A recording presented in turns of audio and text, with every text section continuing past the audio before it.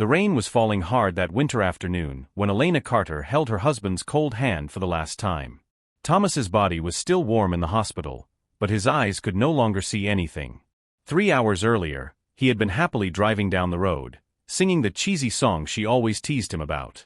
Now she was there, a widow at 32 years old, with a secret kept in the pocket of her coat that she could never share with him. The positive pregnancy test burned against her chest like a live ember. Elena had discovered it that very morning, planning a romantic surprise to share the news after 5 years of trying. 5 years of painful treatments, daily injections, humiliating appointments where doctors spoke about her as if she were a defective machine. 5 years listening to her mother-in-law Margaret say at every Sunday dinner that Thomas deserved a real woman, one who could give him heirs. The nurse gently touched her shoulder, but Elena did not move. How could she explain to that baby that he would never know his father? How could she survive alone when she could barely breathe? 2 weeks later, the pain in her womb began during the funeral. Elena felt something warm running down her legs while the priest spoke about eternal life and divine plans. She collapsed right there, among the white flowers and the shocked looks of those present. When she woke up in the hospital, the doctor held her hand and said the words that destroyed what was left of her heart: there was no baby anymore. Margaret appeared at the door of the room that night, her eyes hard as stone. She did not even ask how Elena was. She simply declared that Elena was a curse, that she had killed her son and her grandson with her incapacity, that she should be ashamed to still be alive. Elena did not cry. She had no tears left. She just turned her face to the wall and waited for the darkness to swallow everything. The following months were a gray blur. Elena sold the furniture from the house one by one to pay for the funeral expenses and the medical debts Thomas had left behind. Her mother-in-law kept the car, the house went to the bank, friends disappeared like smoke. She moved into a tiny room above a noisy laundromat, where the smell of laundry detergent clung to her skin and hair. It was on one of those empty afternoons that Elena found a wallet dropped on the street. It was full of money, more than she earned in 6 months working as a cleaner. For a moment, she thought about keeping it all, disappearing, starting over far away from there. But something in the photo on the ID made her stop. It was an elderly man smiling beside a woman with white hair. They looked happy in a way she would never be again. Elena spent her last coins on the bus to return the wallet to the address on the ID. The old man, Mr. Dmitri, opened the door in panic, his eyes swollen from crying so much. That money was for his wife's surgery. Without it, she would die. When Elena handed over the wallet intact, the man broke down in tears and insisted on giving her a reward. She refused 3 times, but he was firm. He placed a thick envelope in her trembling hands and said something she would never forget: kindness always finds its way back, even when it seems impossible. With that money, Elena bought an old cart, used pots, and basic ingredients. She set up a small food stall in the city's central square, selling hot soups and simple sandwiches. The work was hard. She woke up at 4 in the morning, stood for 15 hours straight, and went home with swollen feet and burned hands. But it was hers. For the first time in months, she had a purpose beyond just surviving. It was on a cold autumn night, almost closing the stall, that 3 children appeared. They were triplets, dirty and far too thin, asking for leftover food. Elena looked at those hungry faces and saw something that made her stop breathing for a second. If you are enjoying this story, don't forget to subscribe to the channel and like the video. Leave a comment telling us what you think and which city or country you are watching from. Your interaction helps the channel grow a lot. The 3 boys were no more than 7 years old. Tangled dark hair, torn clothes that had once been white, bare feet even in the cutting cold. What shocked Elena the most was the silence. Children that age should be noisy, running around, fighting with each other. But those 3 just stood there, staring at the food with a hunger that went beyond the stomach. Elena filled 3 large containers with soup and handed them fresh bread. They ate so fast they almost choked. When she finished cleaning the stall, the triplets were still there, sitting on the curb, with nowhere to go. She asked where they lived. The tallest of the 3, with a scar on his chin, simply pointed to the dark alley at the end of the street. That night, Elena could not sleep. She saw those hungry faces every time she closed her eyes. The next morning, the 3 were in front of the stall even before she arrived. They waited in silence, like abandoned dogs who had learned not to ask for anything. Elena fed the boys again, and again the next day, and the next and the next. It was on the fifth night that she followed them to the alley. They lived under a fire escape, covered with wet cardboard and old newspapers. There was no adult taking care of them. No shelter, no family, no hope. Elena felt something break inside her chest, a pain different from the one she had carried since the death of Thomas and the baby. It was a pain that could still do something, that still had a purpose. She took the three to her tiny room that very night.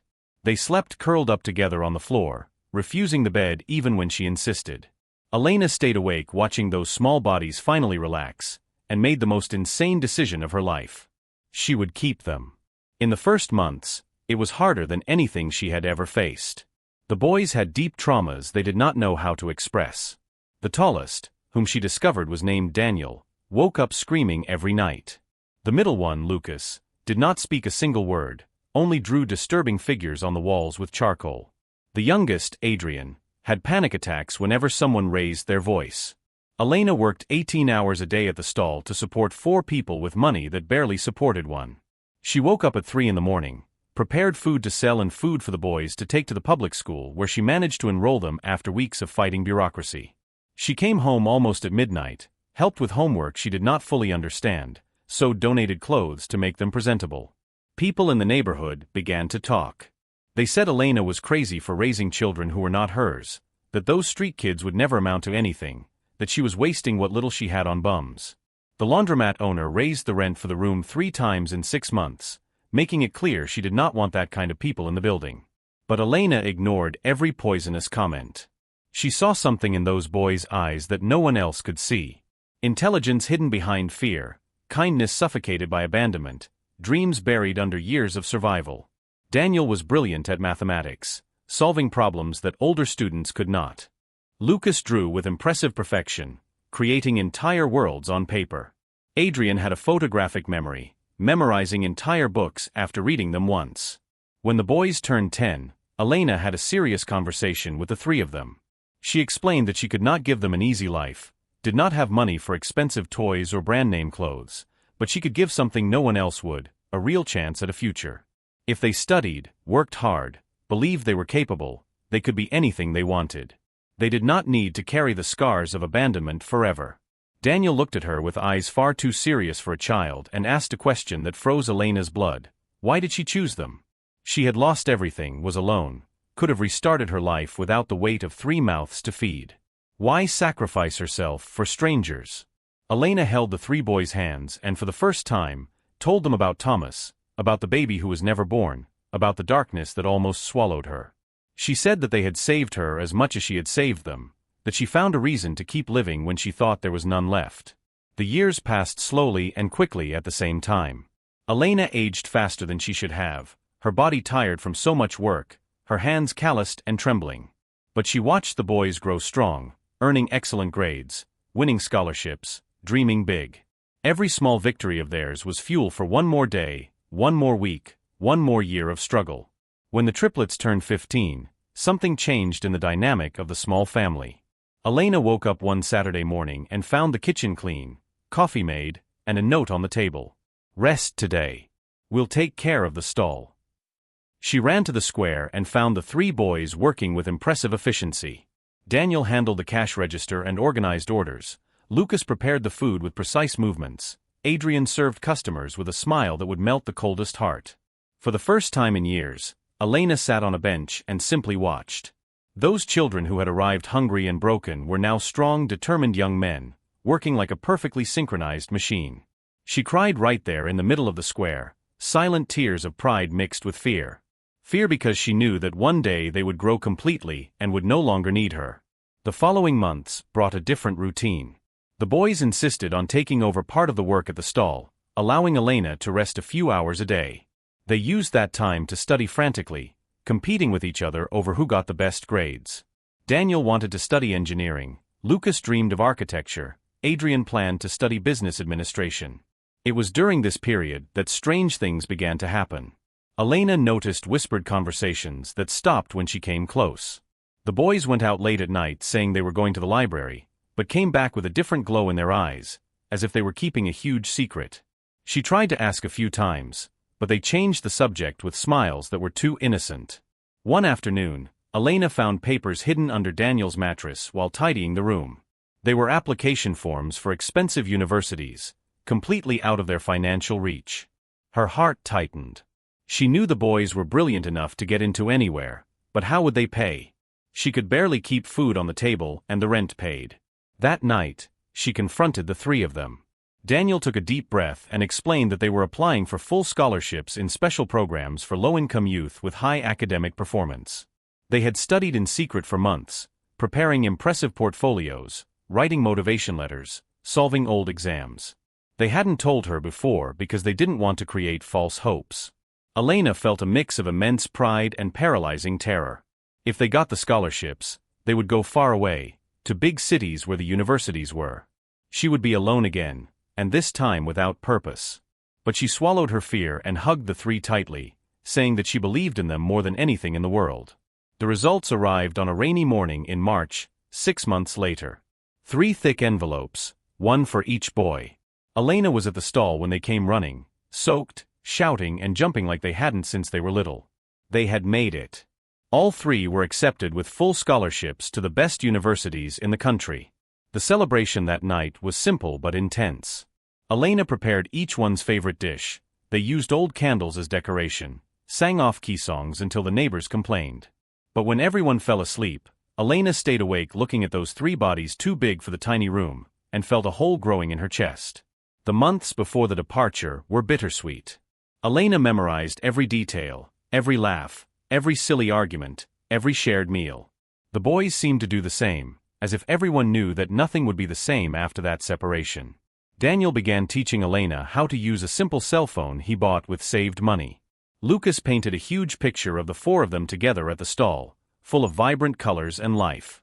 Adrian organized all the stall's finances into a system Elena could manage on her own, with profit margins calculated and reliable suppliers mapped out. In the last week, they did something Elena did not expect. The 3 woke up before her, a very rare thing, and took her to a place she had never visited, the cemetery where Thomas was buried. The 4 of them stood there in silence before the simple headstone. Daniel spoke first, thanking a man he had never known for loving the woman who became their mother.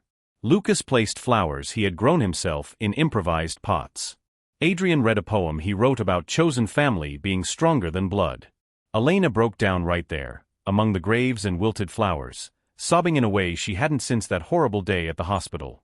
The boys held her tightly, and she realized they were no longer scared children under a staircase. They were men, forged in pain but tempered in love. On the day of the departure, Elena did not go to the station. She could not bear to watch the 3 of them leave. She said goodbye at home, hugged each one for long minutes, said everything she needed to say. When the door closed, she collapsed on the empty floor and cried until she had no tears left. The years that followed were the loneliest of Elena's life. The stall kept running, customers still came, the money paid the bills. But the room was too empty, too silent, too cold. 8 years had passed since the boys left. Elena now had completely white hair, deep wrinkles around her eyes, hands that trembled when holding heavy pots. The stall was still in the same place, but it looked smaller, more tired, mirroring its owner. Loyal customers still came, some asked about the boys, but Elena just smiled and said they were fine, studying far away. The truth was more complicated. The calls became rare, spaced out, until they almost disappeared. Daniel called once a month, quick conversations about exams and projects. Lucas sent short messages, photos of buildings he was designing. Adrian simply vanished, not responding for over a year. Elena understood. They had lives now, careers, maybe girlfriends, an entire world she was no longer part of.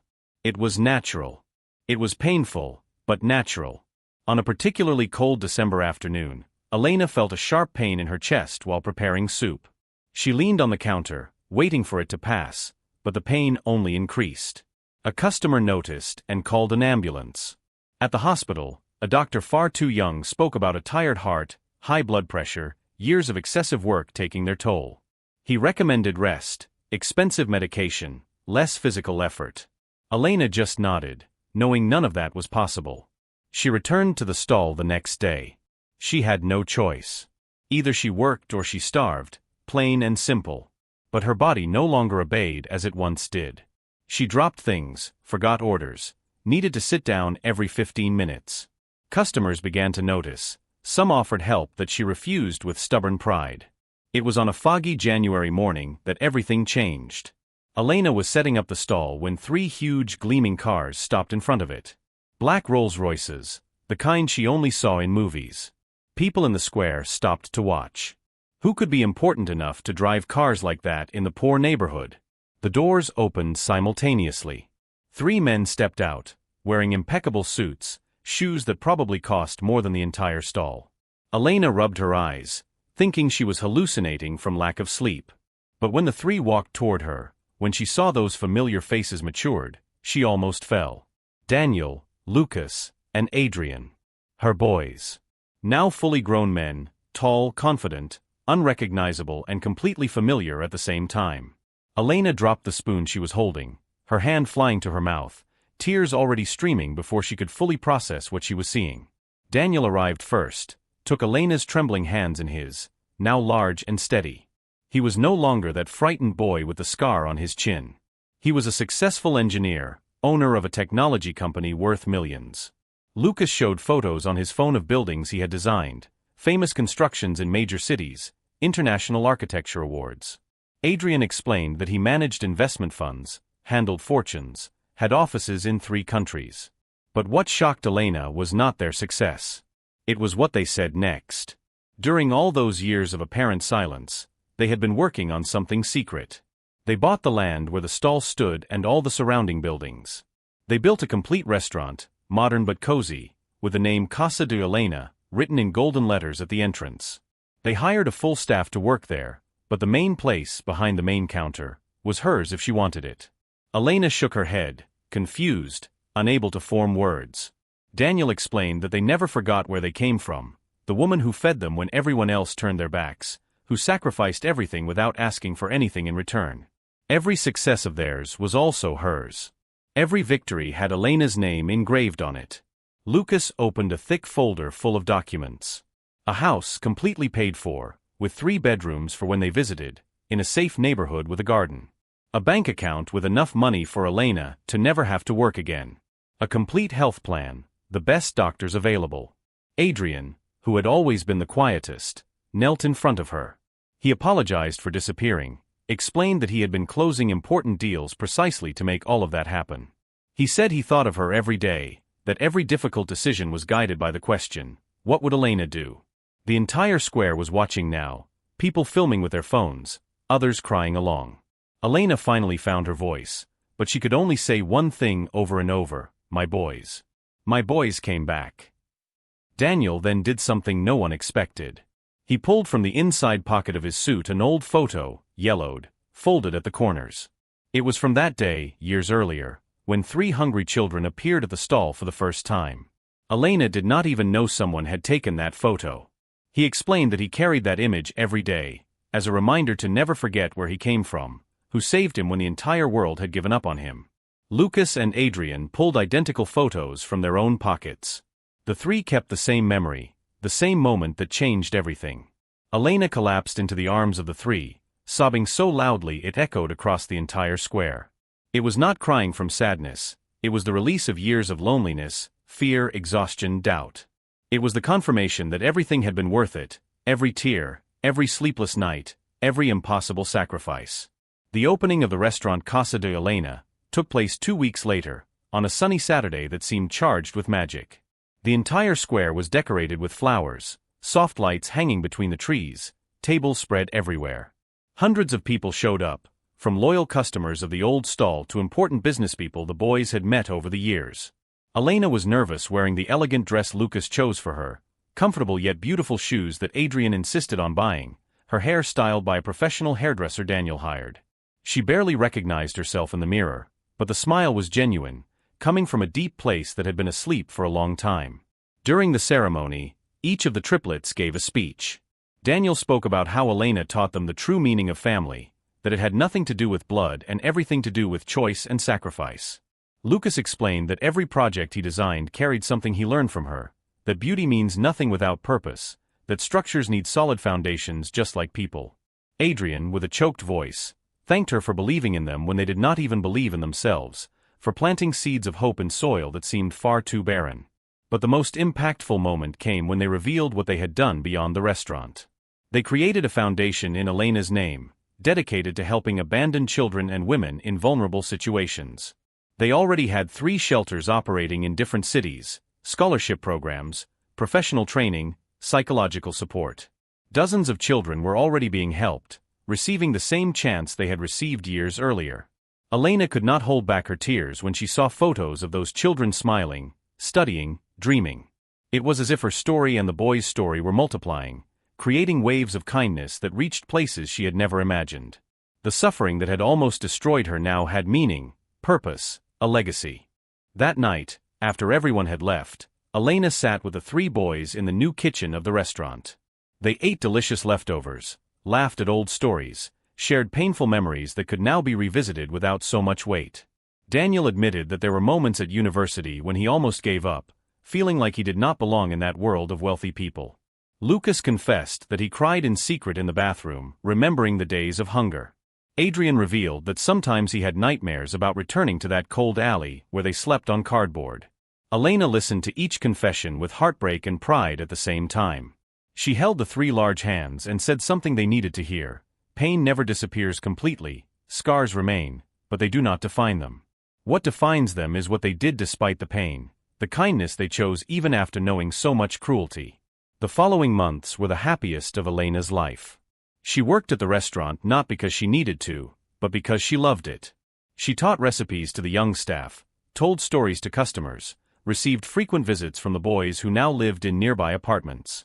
The 3-bedroom house was always full on weekends, full of laughter, silly arguments, long meals. One afternoon, while Elena was watering the flowers in the garden of the new house, an elderly woman stopped on the sidewalk.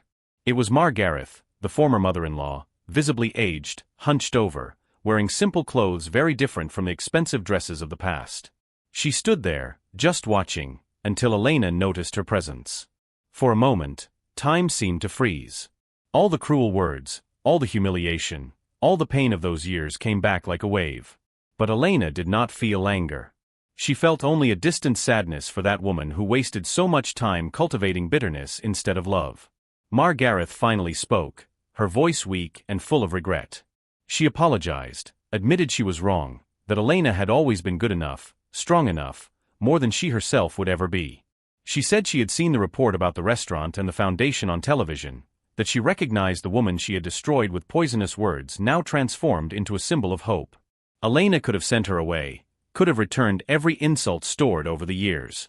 But she did none of that. She invited Margareth inside, made tea, talked about simple things. She did not offer forgiveness in words, but offered something more powerful, compassion for a woman who lived bitterly and was dying alone. When the sun began to set, Elena sat on the porch of the house, watching orange and pink colors paint the sky. She thought of Thomas, of the baby who was never born, of all the versions of herself that died over the years.